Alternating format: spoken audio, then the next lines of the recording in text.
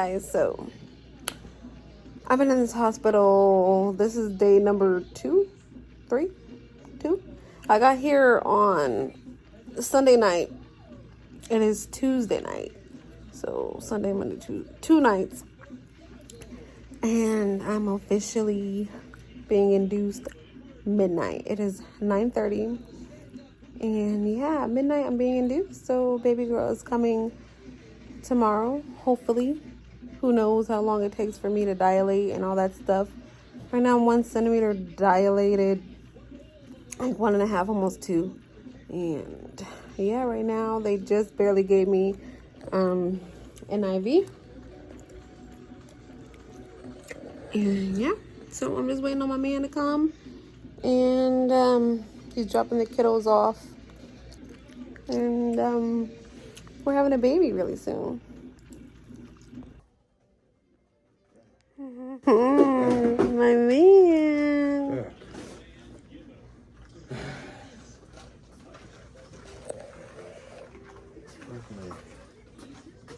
So, looking horrible. Man's back there.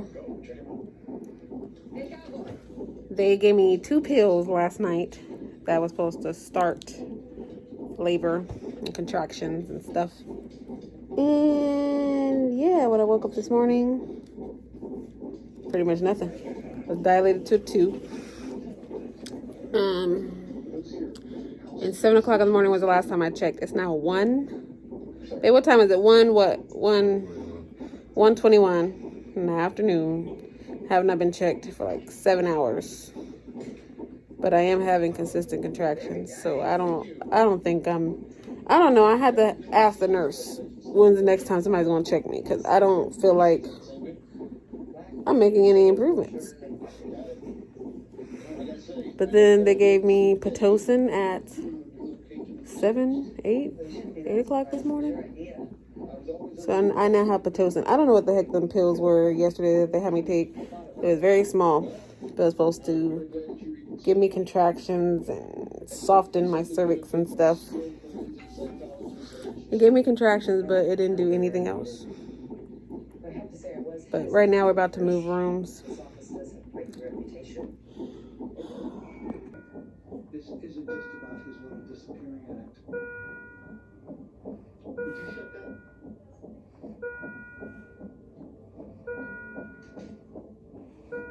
He has a laptop, and it is loaded with some of our most sensitive info. Yes, sir. Sorry, that's what you do.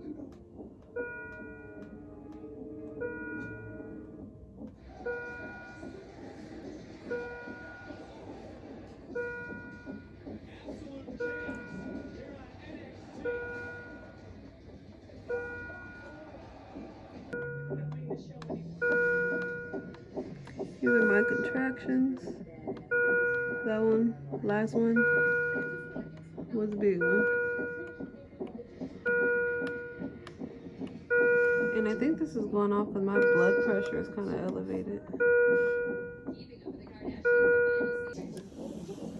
Okay, last one they checked me, I was at a 4. They put it on a little thing over there, but I'll zoom in a second. I was at a 4. And they said that she is high up there, like she's floating up there.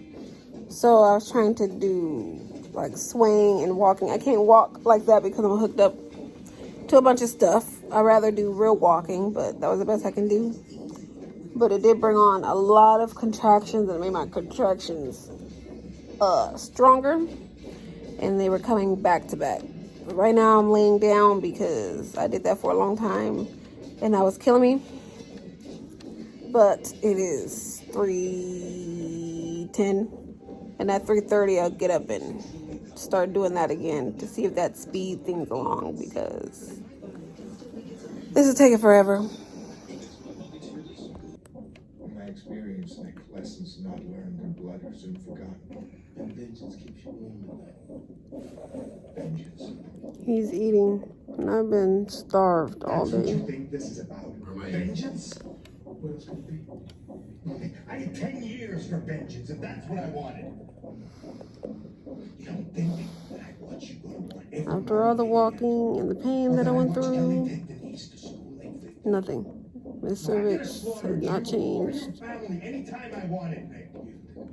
And I got my epidural. But now I'm just tired and I'm over it. Very much over it. Oh, yeah. I do my job. I don't think she's coming today. I think she'll be coming tomorrow in the middle of the night, which is what I did not want.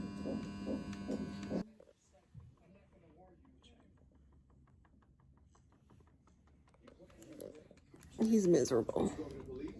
Said he's in pain and stuff, and his back is killing him, which is stupid because they have these like chairs, but in the pictures they have a couch. But where I had Aiden at too, I had Aiden at the county. They didn't have a couch either. They had a big like little chair like that, and it didn't even go back all the way. So I think that's why my mom was quick to go after Aiden was born. And Aiden was born at like, yeah, he came in like 8 to 9 hours. It is the next day, and counting, they induced me over 30 hours ago. Yeah. They induced me over 30 hours ago, and I'm still at a 4. Well, last time they checked me, which was like at 10 or 11, and it's now 1:30, I was still at a 4. But my doctor came in. He asked me how I was doing. I told him I felt defeated and stuff, and he broke my water. So hopefully that gets everything going. As far as my epidural, because I got it yesterday, I feel like that junk wore off, I'll be honest. So I've been trying to press the button and keep up, or like catch up with the medication. But I pressed it so much, it's not allowing me. When it's 2 buttons, they give it to me. When it's 2 buttons. When it's 2 beeps, that means they gave it to me. If it's 1 beep, they didn't give it to me. That 1 beep, yeah, I get nothing. I've been trying to press it because I literally feel everything.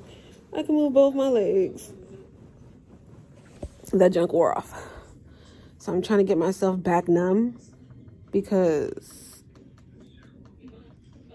yeah, if this is supposed to help and make the contractions better or faster or whatever, or bring her out sooner, your girl is not trying to be in pain.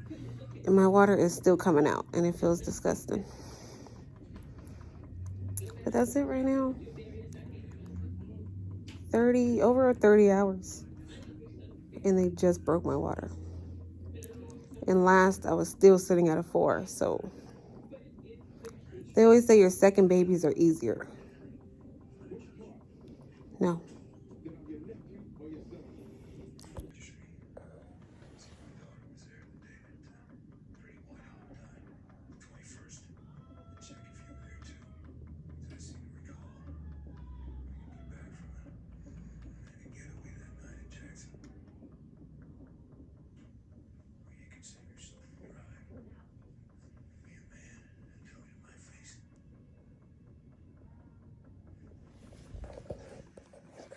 Y'all hear that? That means I need more drugs. That's what that means.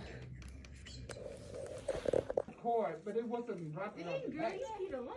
Wow. Thanks for the lesson, Dr.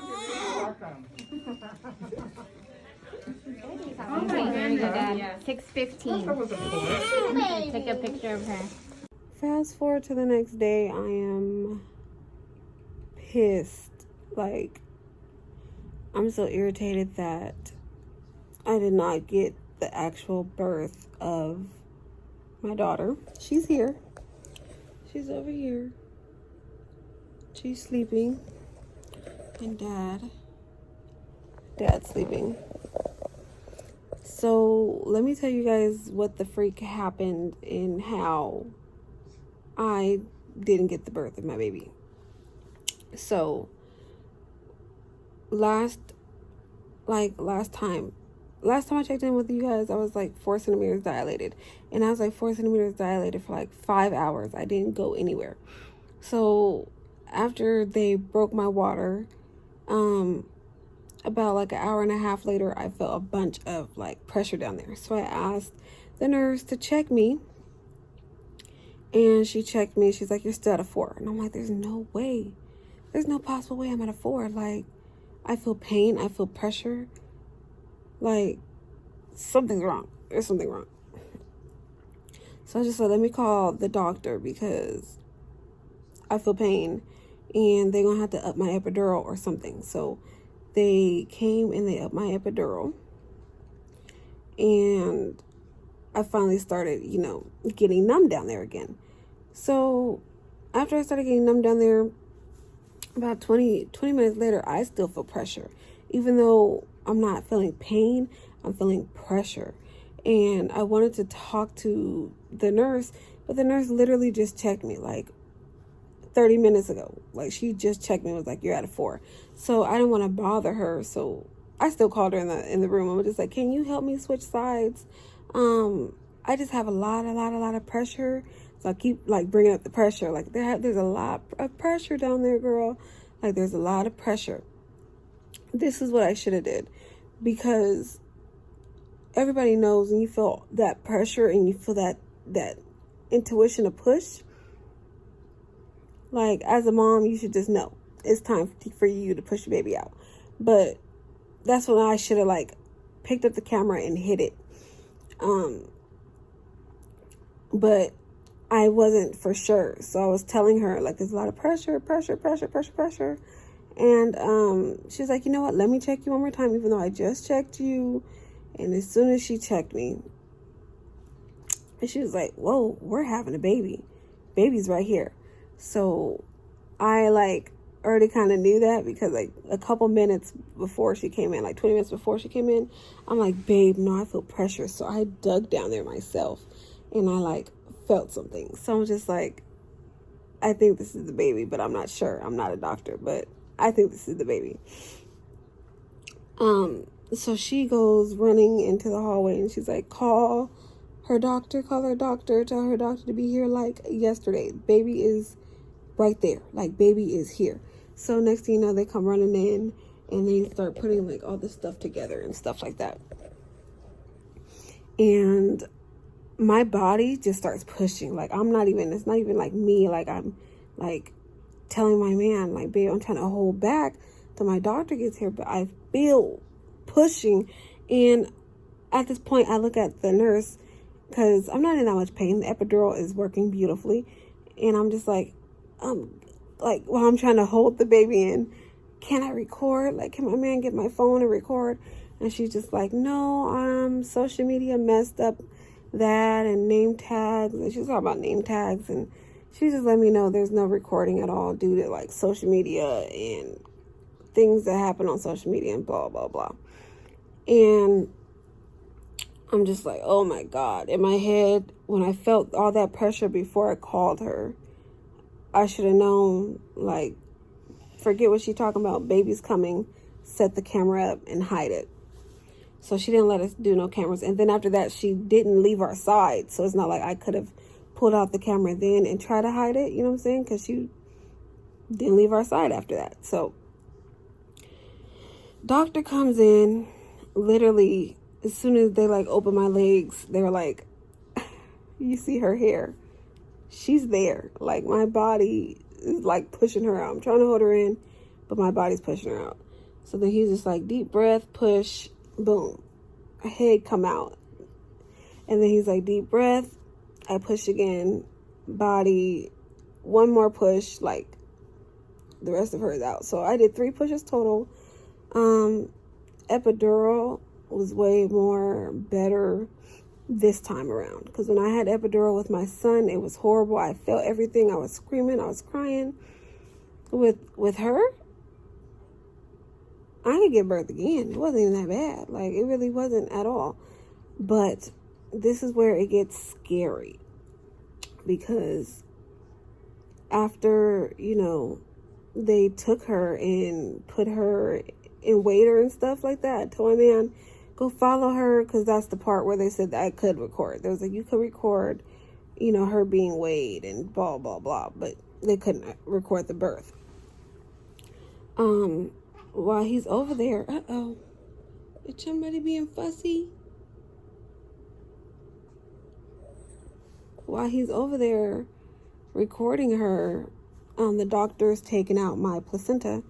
And after the doctor's taking out my placenta, I realized, like, what's taking him so long down there? You know what I'm saying? I've had a baby before. Usually after the placenta and they sew you up like they're done. But I see him, like, scraping blood and clots. And the blood doesn't stop coming. It doesn't stop. And at this point, I noticed that the doctors are, like, grabbing things. And he's asking, like, for, like, give me a 4x4, give me this, give me that. And he's, like, working down there. And I see that the other nurses are, like, trying to distract my man. They're like, hold the baby, do skin to skin. No. Hey. So at this point, I'm hemorrhaging. And I'm just like, at first I'm like, okay, as long as he, like, gets it together. But time keeps going by, and I still haven't seen my baby.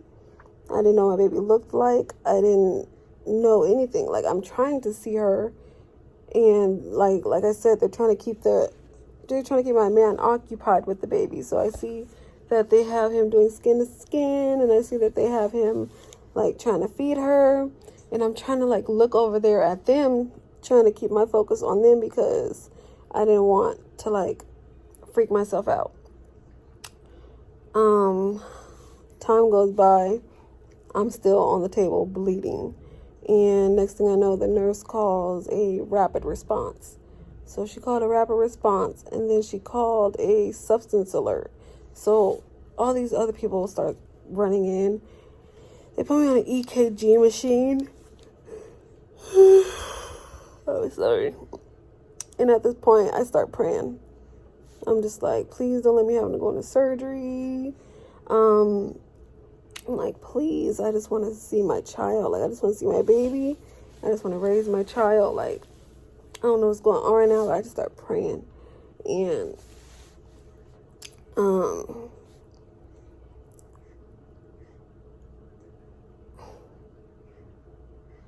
my eyes just kept rolling. Like, I felt like I was going to pass out. But, like I said, I kept trying to keep my main focus on them. So then I see my man, he's trying to, like, keep his focus on me now. Like, what's going on? What's going on? And I was just scared. It took a long time. But my doctor did get the bleeding together. And it still took a minute before I got to see or hold my baby. But I was like, I lost a lot of blood. I did hear them talking about taking me to surgery, but it, like, all worked out in the end. But what they said was I got, like, this massive infection. And I'm not even sure how I got the massive infection, because before you give birth, they test you for everything, because they don't want you to pass anything on to the baby, especially during, like, labor. They don't want you to push and give your baby anything. So I passed everything. I didn't have any infections or any of that. I don't know what was going on. I think it was because I was in labor for so long. Like I said, I was in labor for over 30-something hours of all these medications. Before I even started pushing, the last vitals that they took from me, they was like, you're getting a fever. And I was, like, shaking uncontrollably right before I had her. And then when I did have her, I still couldn't stop shaking. It took me some hours to finally stop shaking. I couldn't stop shaking. So I don't know what happened in between there, but I'm not sure if it was the medications or whatever, and like my body was rejecting the medications or whatever. But I guess in between that time, I had got an infection, and that's why I started hemorrhaging. So I don't know, but it was very scary. I didn't contact anybody for a long time, so some people got upset that the baby was here, and you know, my man sent out some pictures and some videos to family, and not all the family got the information. So there was a lot of family that was like, oh, we feel left out. But at that time, I didn't have my phone. I was hemorrhaging. At that time, I was praying for my life. So, you know, but I'm still in the hospital. I'm still being observed because I still had a lot of blood. I've been on antibiotics for the last few days, and I may be able to go home tomorrow. And yeah, just this whole entire pregnancy actually has been kind of horrible. The labor part, when I tell you it was 10 times easier to push her out than pushing my son out, and it was way less painful. That part was amazing. But the whole ending part, like, I was scared for my life. So I'm upset that I didn't get the whole labor pushing her out. But also, like, I don't think I want to see me hemorrhaging and me laying there. I was literally focused on my baby. I kept trying to take a glimpse of her, trying to see what she looked like. Because I told myself, like, oh my God, I can't die right now. I just had her.